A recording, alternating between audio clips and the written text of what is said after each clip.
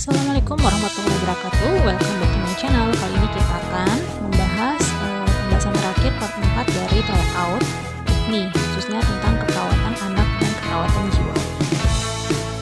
Untuk informasi awal, di sini saya ingatkan kembali bahwa berdasarkan blueprint UKOM untuk profesi nurse, keilmuan keperawatan anak akan keluar di soal sebanyak 8-14%. Begitu juga pada keperawatan jiwa akan keluar sebanyak 8-14%. Soal yang pertama, seorang ibu membawa anaknya 28 bulan ke klinik tumbuh kembang. Ibu mengeluhkan anaknya masih belum bisa berjalan. Hasil pengkajian dengan format DDST-2 didapatkan hasil anak gagal tes. Diketahui dari sang ibu bahwa anaknya lahir prematur dengan usia kehamilan 32 minggu. Berapa usia koreksi berdasarkan faktor prematuritas untuk anak tersebut? A. 0 minggu, B. 3 minggu, C. 5 minggu, D. 7 minggu, atau E. 8 minggu. Jadi yang ditanyakan adalah usia koreksi berdasarkan faktor prematuritas. Jawabannya adalah ya A. Diperhatikan untuk di kasus ini kita mau melihat pengkajian DDST ini, kita perhatikan bahwa anaknya usia berapa. Nah, di sini anaknya adalah usia 28 bulan atau 2 tahun 4 bulan. Jadi, kalau di pengkajian DDST ini, yang perlu diperhatikan adalah jika anak lahir prematur ya. Nah, kalau di sini kan anaknya diketahui dari sang ibu anaknya itu lahir prematur dengan usia kehamilan 32 minggu. Jadi kalau anak lahir prematur di DDST itu maka harus dilakukan koreksi faktor prematuritas. Namun koreksi faktor prematuritas itu dilakukan jika anak pada saat pengkajian itu atau pada saat pemeriksaan DDST itu berusia kurang dari 2 tahun. Nah, kalau di soal di sini dia sudah berusia 2 tahun 4 bulan ya, jadi dia tidak lagi dilakukan koreksi faktor prematuritas. Jadi jawabannya adalah 0 minggu. Nah, kita bahas kembali bahwa DDST 2 ya. Nah, DDST itu kepanjangannya adalah Denver Development Screening Test, yaitu metode screening atau deteksi dini kelainan perkembangan pada anak mulai dari usia 0 tahun sampai 6 tahun. Jadi dari mendeteksi kelainan perkembangan pada anak usia 0 sampai 6 tahun. Nah, DDST-2 ini merupakan revisi utama dari standarisasi ulang DDST dan revisi DDST. Nah, untuk screening ini dilakukan sekitar 15 sampai 20 menit. Screening ini mencakup pemeriksaan ada 4 sektor ya. Yang pertama adalah personal sosial. Jadi personal sosial ini adalah yang terkait dengan di dalam itu adalah yang terkait dengan kemandirian ya, kemampuan mandiri si anak, kemudian juga kemampuan interaksi sosial atau interaksi dengan lingkungan. Nah, kemudian yang berikutnya adalah pemeriksaan gerakan motorik halus. Ini adalah gerakan-gerakan yang melibatkan otot-otot kecil pada tubuh anak. Kemudian termasuk juga kemampuan mengamati. Kemudian ada bahasa. Bahasa ini adalah kemampuan si anak itu bisa memahami apa yang disampaikan orang lain, kemudian juga dia bisa berbicara dengan baik gitu ya. Jadi terkait dengan bahasanya ya, kemampuan berbicara dan memahami pembicaraan. Kemudian ada gerakan motorik kasar, ini adalah terkait dengan aktivitas tubuh atau posisi tubuh ya. Kemudian screening ya dilakukan secara periodik pada usia 3 sampai 6 bulan, 9 sampai 12 bulan, 18 sampai 24 bulan, kemudian pada usia 3 tahun, pada usia 4 tahun, pada usia 5 tahun, 6 tahun, dan juga dilakukan pada anak dengan kecurigaan mengalami keterlambatan perkembangan pada tahap pertama. Kemudian hitung pada DDST ini ada beberapa langkah ya. Untuk poin pentingnya adalah perlu dilakukan hitung umur anak terlebih dahulu. Jadi untuk hitung umur anak ini adalah contoh ketika keluarga atau ibu membawa anaknya diperiksa. Nah, pada saat pemeriksaan DDST itu kita lihat tanggal berapa pemeriksaan. Contohnya adalah pada tanggal ya 16 Oktober 2020. Nah, tanggal pemeriksaan itu ya atau tanggal pemeriksaan DDST contohnya sekarang adalah kita kurangi ke tanggal lahir ya, ke tanggal lahir anak. Kapan dia tanggal lahirnya? Nah, jadi tanggal pemeriksaan sekarang dikurangi dengan tanggal lahir anak. Itulah akan mendapatkan umur anak. Nah, kemudian poin berikutnya pada DDST2 ini, bila anak lahir lebih cepat 2 minggu atau lebih dari 2 minggu dari perkiraan lahir ya. Jadi dia lebih cepat. Maka ini dikatakan prematur ya. Maka lakukan koreksi pemeriksaan prematuritas jika saat pemeriksaan usia anak kurang dari 2 tahun. Caranya yaitu, untuk koreksi prematuritas ini adalah pada anak yang usia kurang dari 2 tahun saat dilakukan pemeriksaan DDST. Nah, caranya ini adalah usia anak ya. Jadi tadi hasil dari perhitungan yang poin di atasnya ini, kalau sudah dapat usia anaknya, maka hasil usia anak itu kita kurangi dengan 6 minggu ya. Jadi perlu diingat bahwa konsepnya adalah 1 tahun itu 12 bulan, 1 bulan 30 hari, 1 minggu 7 hari ya. Jadi ini kita bisa kurangi berdasarkan 6 minggu ya, berdasarkan waktu ya atau usia atau umur anak yang tadi sudah dikurangi, kita kurangi dengan 6 minggu. Nah, hasilnya adalah usia yang sudah dikoreksi.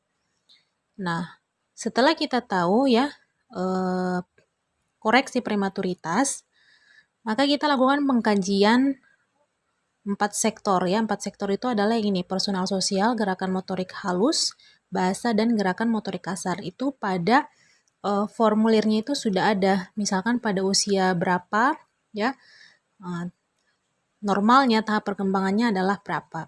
Jadi bagaimana ya, baik dari personal sosial, gerakan motorik halus, bahasa, maupun gerakan motorik kasar. Jadi dikajilah 4 sektor tersebut sesuai dengan garis pada usia anak ya. Soal yang kedua, seorang anak 13 tahun dirawat di rumah sakit dengan sindroma nefrotik. Klien mengeluh sesak nafas, batuk disertai keluarnya dahak kental dan susah dikeluarkan. Hasil pengkajian tampak adanya edema pada wajah, genital, dan ekstremitas. Frekuensi nadi 100 kali per menit, frekuensi nafas 30 kali per menit, dan terdengar suara ronhi pada kedua paru. Apakah diagnosa keperawatan utama pada kasus A. Pola nafas tidak efektif, B. Penurunan curah jantung, C. Gangguan ventilasi spontan, D. Kelebihan volume cairan, atau E. Bersihan jalan nafas tidak efektif. Jadi yang ditanya adalah diagnosa keperawatan utama. Jawabannya adalah E ya, bersihan jalan nafas tidak efektif. Jadi ini adalah data utamanya atau kata kuncinya adalah sesak napas. Adanya sesak napas, adanya batuk disertai keluarnya dahak kental, kemudian susah dikeluarkan dahak itu, frekuensi nafas meningkat ya, kemudian terdengar suara ronhi pada kedua paru. Jadi jelas data-data ini adalah mendukung pada bersihan jalan nafas tidak efektif. Jadi kalau RW-nya mengalami gangguan bersihan jalan nafas, maka dia juga akan menghambat aliran atau pertukaran oksigen dan karbon dioksida juga. Jadi pastinya respirasi rate-nya juga akan meningkat. Selanjutnya soal yang ketiga, seorang anak berusia 4 tahun datang dengan keluhan kejang 2 kali sebelum dibawa ke rumah sakit. Saat di IGD anak sempat kejang 1 kali. Apakah tindakan yang tepat dilakukan perawat untuk memastikan keamanan anak dengan kejang? A. Menempatkan tempat tidur dalam posisi yang tinggi. B. Meletakkan oksigen dan alat suction di dekat tempat tidur klien. C. Meletakkan air minum di dekat klien. D. Meletakkan spatel lidah di dekat kepala klien. E. Melepaskan akses intravena dan selang infus. Nah, ini jawabannya adalah B ya. Nah, intervensi untuk pencegahan kejang adalah sediakan akses oksigen dan suction di dekat pasien ya. Karena pada saat kejang itu bisa terjadi pengeluaran lendir ya atau sekret yang banyak sehingga mengganggu bersihan jalan nafas dan harus disuction. Kemudian di antara suction itu juga harus diberikan oksigen ya. Kemudian atur posisi tempat tidur pada posisi rendah agar pasien terhindar dari jatuh.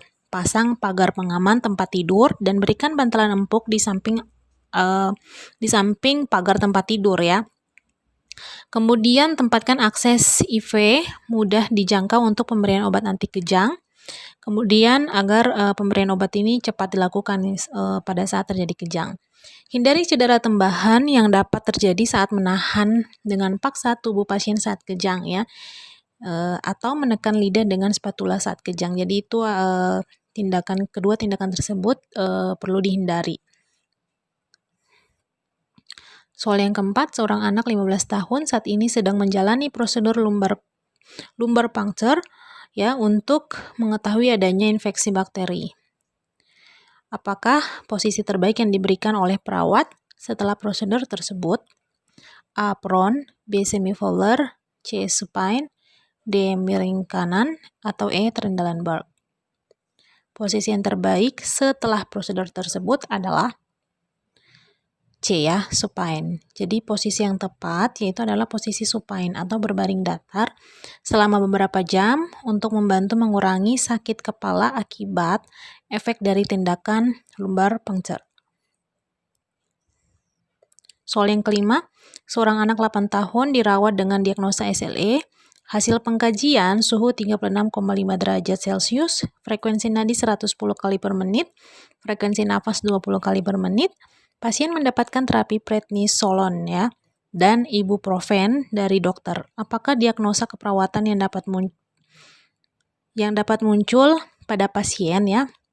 Jadi ini diberikan terapi prednison dan ibuprofen. Jadi yang ditanya adalah diagnosa keperawatan yang dapat muncul. A. Risiko infeksi, B. Risiko perdarahan, C. Risiko injuri, D. Risiko disfungsi neurovaskular perifer, atau E. Risiko ketidakefektifan termoregulasi. Jawaban yang paling tepat adalah A ya. Risiko infeksi. Kenapa? Karena penggunaan prednison pada pasien dengan SLE ya. Jadi di sini tujuannya adalah untuk mencegah pelepasan zat-zat yang dapat menyebabkan inflamasi akibat kompleks imun pada pasien ya. Karena pada SLE ini justru antibodi ya, sistem pertahanan tubuh itu menyerang balik si tubuh ya, menyerang balik si sistem imun tersebut. Jadi dia tidak mampu membedakan mana sebenarnya yang harus diserang, seperti misalkan adanya infeksi, bakteri, virus dan sebagainya. Nah, justru dia tidak bisa membedakan dengan zat imun, sehingga justru dia akan bersifat menyerang diri sendiri atau disebut dengan kompleks imun. Oleh karena itu ya, prednison justru oleh karena sistem kerja prednison ini justru menekan sistem imun, maka pasien ini rentan berisiko mengalami infeksi. Sehingga diagnosa keperawatannya yang tepatnya adalah risiko infeksi. Sebelum saya lanjut, jangan lupa teman-teman subscribe dan aktifkan lonceng notifikasi ya. Soal ke-6, seorang lelaki 16 tahun dirawat di ruangan luka bakar rumah sakit sejak 3 hari yang lalu karena ledakan kompor gas. Klien mengalami luka serius pada wajah, lengan, dan badan. Hasil pengkajian, klien mengatakan malu dengan kondisinya. Tampak murung, kontak mata kurang, dan tak mau dikunjungi oleh teman-temannya. Apakah diagnosa keperawatan psikososial yang tepat? A. Ansietas, B. Ketidakberdayaan, C. Keputusasaan, D. Harga diri rendah situasional, E. Berduka disfungsional. Jawaban yang paling tepat adalah D ya, harga diri rendah situasional. Kita perhatikan di sini di data bahwa klien mengatakan malu dengan kondisinya. Selain itu dia tampak murung, tidak mau dikunjungi oleh teman-temannya. Kenapa? Karena dia baru saja mengalami luka akibat ledakan kompor gas. Jadi dia merasa malu, minder ya. Berarti dia harga diri rendah karena kejadian yang baru saja dialaminya, situasi yang dialaminya. Jadi ini dia tanda gejalanya adalah mendukung pada diagnosa harga diri rendah situasional. Soal yang ke-7, seorang perempuan 25 tahun dirawat di rumah sakit jiwa 4 hari yang lalu. Hasil pengkajian, klien tampak berusaha menutup telinganya. Jika bicara tidak Jika bicara, dia tidak fokus dan terkadang berbicara sendiri. Klien mengatakan, saya masih mendengar bisikan yang mengatakan kalau saya ini bodoh. Gitu. Apakah masalah keperawatan yang tepat? A. Halusinasi. B. Perilaku kekerasan.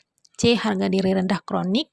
D. Risiko perilaku kekerasan. Atau E. Berduka kompleks. Jadi masalah keperawatan yang tepat adalah A. Halusinasi, ya. Jadi di sini data fokusnya yang paling pentingnya adalah dia tampak menutup telinga, ya. Klien tampak menutup telinga, kemudian terkadang berbicara sendiri, kemudian juga ia mengatakan saya masih mendengar bisikan kalau saya ini bodoh, ya. Nah, jadi ini adalah tanda dan gejala dari halusinasi, ya. Halusinasi ini dia menyerang panca indera, ya. Melibatkan panca indera, khususnya di sini adalah pendengaran, ya. Jadi halusinasi pendengaran. Soal yang ke-8, seorang perempuan 23 tahun dirawat di rumah sakit jiwa sejak 3 hari yang lalu. Hasil pengkajian, klien mengatakan dirinya adalah pejabat daerah yang dilantik sejak 4 tahun yang lalu, memiliki uang banyak dan orang-orang hormat padanya. Klien yakin sekali bahwa ia adalah pejabat karena ada bisikan dari mantan pejabat yang telah meninggal. Apakah masalah keperawatan yang tepat? A. Isolasi sosial. B. Resiko perilaku kekerasan. C. Waham. D. Harga diri rendah kronik. E. Halusinasi. Jadi masalah keperawatan yang tepat adalah C. Waham, ya. Jadi tanda dan gejala ini menunjukkan bahwa klien ini mengalami waham, artinya dia meyakini sesuatu yang tidak sesuai dengan kenyataan dan mengatakannya terus-menerus. Nah, di sini dia meyakini dan mengatakan bahwa dia ini adalah pejabat daerah yang dilantik sejak 4 tahun yang lalu, ya. Sedangkan katanya dia juga memiliki banyak uang dan orang hormat padanya. Nah, karena di sini padahal dia dirawat di rumah sakit jiwa, ya. Jadi tidak sesuai dengan kenyataan dan dia bersikeras meyakininya. Jadi jawabannya adalah waham. Soal ke-9, seorang perempuan 27 tahun masuk rumah sakit jiwa 1 hari yang lalu dengan keadaan gaduh gelisah, marah, mengamuk, dan mengganggu warga. Hasil pengkajian, klien merasa kesal kepada tetangganya yang mengatakan dirinya gila dan kepada keluarga yang mengatakan bahwa ia adalah pengangguran. Karena itulah klien memukul tetangga dan keluarganya. Apakah masalah keperawatan yang tepat? A. Harga diri rendah situasional. B. Halusinasi. C. Risiko perilaku kekerasan. D. Perilaku kekerasan. E. Harga diri rendah kronik. Jadi masalah keperawatan yang tepat pada pasien ini adalah ya D, ya. Nah, kita lihat bahwa gejala-gejala yang dialami oleh klien atau pasien di sini ada yang menunjukkan adalah mengalami perilaku kekerasan, ya. Dilihat dari dia mengatakan merasa kesal pada tetangganya, ya. Nah, pada tetangganya, kemudian dia juga memukul tetangga dan keluarganya. Jadi itu adalah mendukung pada diagnosa perilaku kekerasan. Soal ke-10, seorang lelaki 24 tahun dirawat di rumah sakit jiwa sejak 5 hari yang lalu. Hasil pengkajian, klien lebih sering menunduk dan menyendiri. Saat interaksi, klien mengatakan malu untuk bergaul dengan orang lain karena ia merasa jelek, tidak mampu, dan bodoh. Oleh karena itu, klien mengatakan ia lebih senang berada di kamar saja. Apakah masalah keperawatan yang tepat? A. Halusinasi. B. Harga diri rendah kronik. C. Perilaku kekerasan. D. Risiko perilaku kekerasan. Atau E. Risiko bunuh diri. Masalah keperawatan yang tepat pada pasien ini adalah B, ya. Jadi tanda dan gejala yang dialami oleh klien ini menunjukkan klien mengalami harga diri rendah kronik. Dia melakukan evaluasi negatif pada dirinya selama ini. Jadi dia mengatakan bahwa dia malu untuk bergaul dengan orang lain karena ia merasa jelek, ya, tidak mampu dan bodoh, ya. Jadi dia merasa minder, malu dan sebagainya. Tanda-tanda harga diri rendah. Sehingga ia lebih senang selama ini berada di kamar saja, ya. Jadi pun ini harga diri rendah kronik, ya, yang tepatnya. Kalau untuk diagnosa seperti halusinasi, PK, RPK, risiko bunuh diri, tidak ada tanda gejala yang mendukung untuk diagnosa tersebut.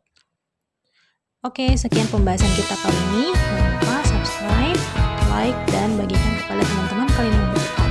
Semoga ujiannya sukses dan langsung kompeten ya. Assalamualaikum